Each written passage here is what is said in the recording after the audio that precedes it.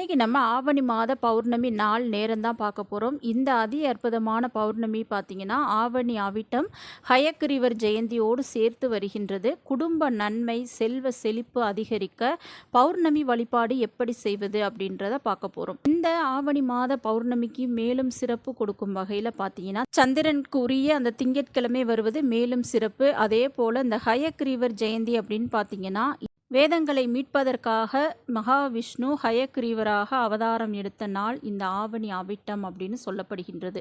அன்றைக்கு பூநூல் போடுவது, அந்த குழந்தைகளுக்கு கலைகள் கல்விகள் வேதங்கள் கற்பிக்க அற்புதமான நாளாக பார்க்கப்படுகின்றது. இவ்வளவு சிறப்பு வாய்ந்த இந்த ஆவணி மாதத்தில் நீங்கள் எந்த தெய்வத்தை வணங்கலாம், எப்படி வழிபடுவது, அதையெல்லாம் பார்க்கலாம். இந்த மாதிரி செஞ்சீங்க அப்படின்னா கடன் பிரச்சனைகள் அனைத்தும் நீங்கி அதிர்ஷ்டம் பெருகும், கேட்ட வரம் யாவும் கிடைக்கும். இந்த பௌர்ணமி வழிபாடு எப்படி செய்வது அப்படின்றத வாங்க பார்க்கலாம். அதுக்கு முன்னாடி மறக்காமல் நம்ம சேனலை சப்ஸ்கிரைப் பண்ணிக்கோங்க வீவர்ஸ்.